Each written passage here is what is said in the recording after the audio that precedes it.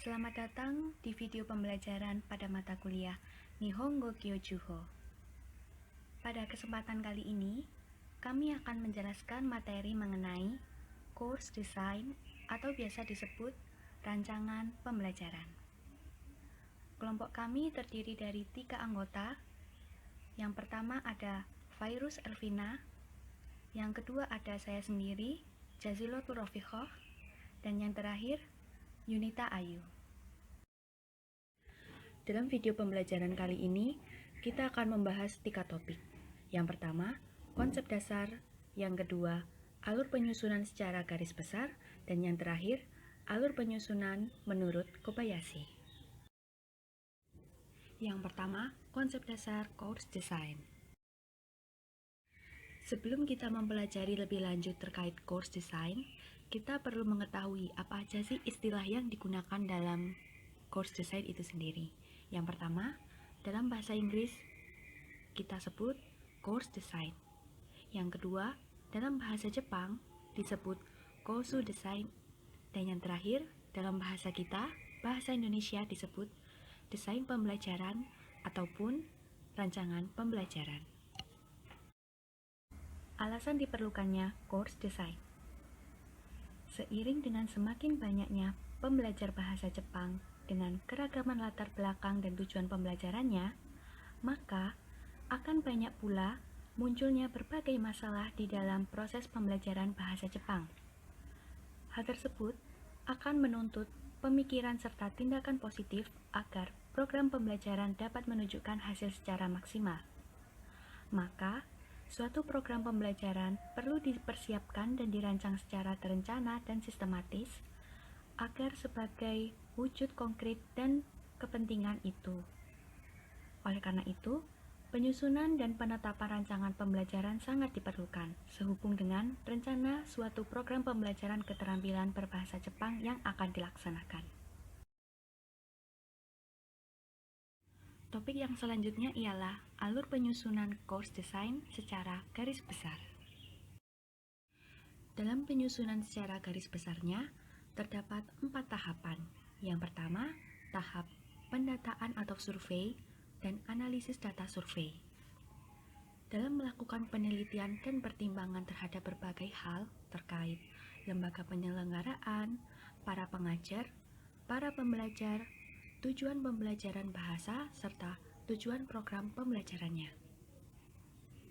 Dalam tahap ini, terdapat 2 jenis analisis yang digunakan. Yang pertama, analisis kebutuhan, dan yang kedua, analisis kesiapan. Penjelasan mengenai 2 jenis analisis tersebut akan dijelaskan pada selanjutnya. Tahap kedua, penyusunan rancangan program pembelajaran. Berdasarkan pada hasil survei dan analisis datanya, guna menyusun rancangan program pembelajaran berupa desain kurikulum dan silabus. Tahap ketiga, pelaksanaan program pembelajaran. Menerapkan rancangan program pembelajaran yang telah dibuat terhadap pembelajar bahasa. Pengajar menyampaikan materi pembelajaran sesuai dengan alur dan cara yang sesuai dengan telah yang direncanakannya. Tahap terakhir, evaluasi program pembelajaran. Dilaksanakan setelah program pembelajaran telah selesai dilaksanakan. Adanya pertimbangan terkait perihal yang perlu diperbaiki. Selanjutnya yaitu analisis kebutuhan atau Nizu Bunseki. Menurut Kobayashi, yang menjadi titik tolak sebuah desain pembelajaran adalah analisis kebutuhan. Analisis kebutuhan dalam pendidikan bahasa Jepang adalah proses mengungkap bahasa Jepang seperti apa yang diperlukan oleh pembelajar. Bahasa Jepang yang diperlukan oleh pembelajar bisa dikatakan sebagai kebutuhan pembelajar. Analisis kebutuhan menjadi titik tolak sebuah desain pembelajaran, karena analisis kebutuhan menjadi salah satu dasar pertimbangan dalam menyusun silabus dan kurikulum program pembelajaran. Dapat disimpulkan bahwa analisis kebutuhan merupakan sebuah proses awal yang dilakukan oleh pihak penyelenggara sebuah program pembelajaran guna mengetahui kebutuhan calon pembelajarnya, seperti tujuan, target, materi, kemampuan, dan lain-lain. Lalu, informasi tentang kebutuhan pembelajar tersebut ditelaah atau dianalisis untuk dijadikan landasan pemikiran dalam penyusunan kurikulum dan silabus. Berikut adalah hal-hal yang perlu didata pada proses analisis kebutuhan menurut Takamizawa. Yang pertama, siapakah orang yang menginginkan pembelajar mempelajari bahasa Jepang? Contohnya, yang menginginkan pembelajar mempelajari bahasa Jepang adalah instansi tempat pembelajar bekerja, atau tuntutan dari instansi tempat pembelajar bekerja, atau bisa juga dari pembelajar itu sendiri. Yang kedua, untuk apa belajar bahasa Jepang? Ini berkaitan dengan tujuan pembelajaran. Contohnya, pembelajar ingin bekerja di Jepang. Yang ketiga, siapakah yang akan menjadi lawan bicara dari penggunaan bahasa sasaran? Atau berkaitan dengan objek lawan bicara. Misalnya, pembelajar akan bekerja di Jepang, maka yang akan menjadi lawan bicara dari penggunaan bahasa Jepang adalah mitra bisnisnya. Yang keempat, secara umum, di manakah nanti bahasa Jepang digunakan? Misalnya di perusahaan atau di perguruan tinggi dan lain-lain. Yang kelima, kemampuan apa yang perlu dimiliki oleh pembelajar? Misalnya, pembelajar akan bekerja di Jepang, maka kemampuan atau skill yang perlu dimiliki oleh pembelajar adalah berbicara, menulis, dan lain-lain. Yang keenam yaitu level apa yang ingin dicapai oleh pembelajar. Ini berkaitan dengan target capaian kemampuan.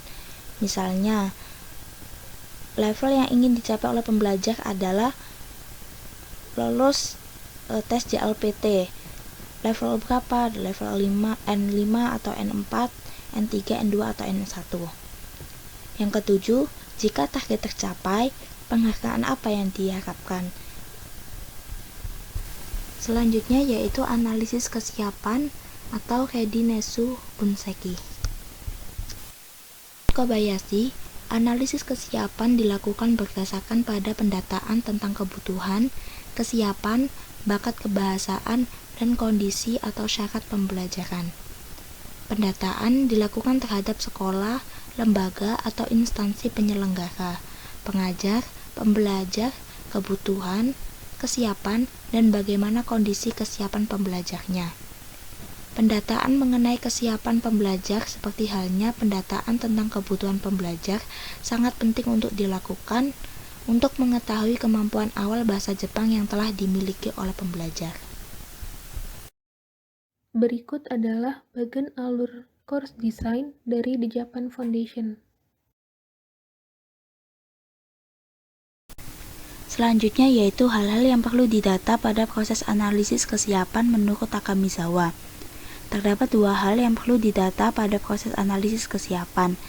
Yang pertama, kesiapan pribadi pembelajar atau kesiapan internal. Yang kedua yaitu kesiapan eksternal.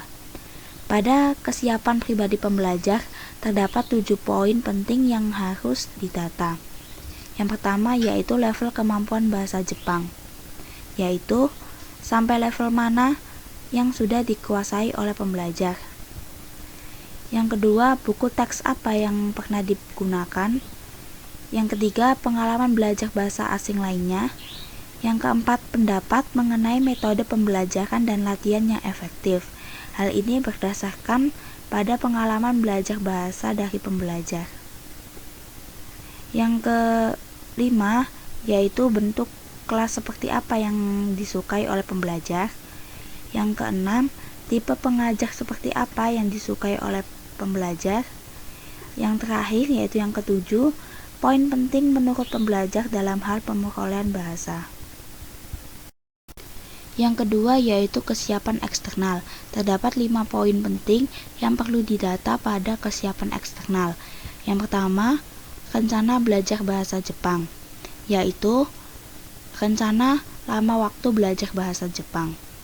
Yang kedua, jumlah kehadiran yang bisa dilakukan dalam seminggu, yaitu jumlah jam belajar dalam seminggu yang bisa dilakukan oleh pembelajar. Yang ketiga, waktu atau jam belajar yang bisa dihadiri, yaitu zona waktu belajar yang bisa dilakukan oleh pembelajar. Yang keempat, kepastian bisa atau tidaknya belajar mandiri. Yang kelima, perangkat pembelajaran apa yang bisa digunakan oleh pembelajar. Pendataan terhadap calon pembelajar bahasa Jepang, baik mengenai kebutuhan maupun kesiapan beserta analisisnya, menjadi dasar dalam menyusun sebuah kurs pembelajaran. Karena hasil dari pendataan tersebut dapat dijadikan landasan dalam membuat kurikulum dan silabus. Sehingga dalam menyampaikan materi dan melatih kemampuan pembelajar dapat sesuai dengan kesiapan dan kondisi individu pembelajar itu sendiri. Dengan demikian, proses belajar dan proses pembelajaran dan hasil pencapaiannya dapat lebih efektif dan lebih mengena sesuai dengan tujuan dan kondisi pembelajar. Topik yang selanjutnya, alur penyusunan course design menurut Kobayashi. Menurut Kobayashi, berikut adalah bagan alur penyusunan dalam course design. Pada tahap pendataan, Kobayashi membaginya menjadi 4, yaitu yang pertama ada pendataan kebutuhan atau Nizu Chosa. Pendataan ini dilakukan untuk mengetahui tujuan belajar, seperti untuk persiapan ujian masuk perguruan tinggi di Jepang atau bekerja di Jepang, dan situasi bahasa Jepang seperti apa yang dibutuhkan pembelajar, seperti jika bekerja di perusahaan Jepang dibutuhkan kemampuan menulis surat dalam bahasa Jepang atau kemampuan berbicara dalam rapat. Yang kedua yaitu pendataan kesiapan atau readiness chosa.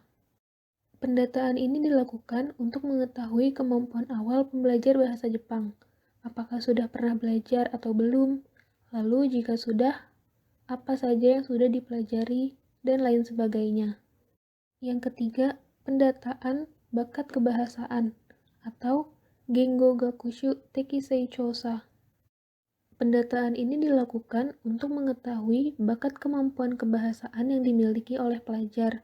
Misalnya, kemampuan menyimak bunyi bahasa yang belum pernah dipelajari, kepekaan terhadap tata bahasa, daya ingat, dan lain sebagainya. Dan yang keempat yaitu pendataan kondisi atau syarat pembelajaran atau Gakushu Joken Chosa. Pendataan ini adalah pendataan mengenai kondisi calon pembelajar, seperti mengenai bahasa ibu, bahasa asing yang dikuasai, gaya belajar yang dikuasai, hingga riwayat pembelajaran bahasa asing. Berikut adalah referensi yang kami gunakan dalam menyusun materi ini.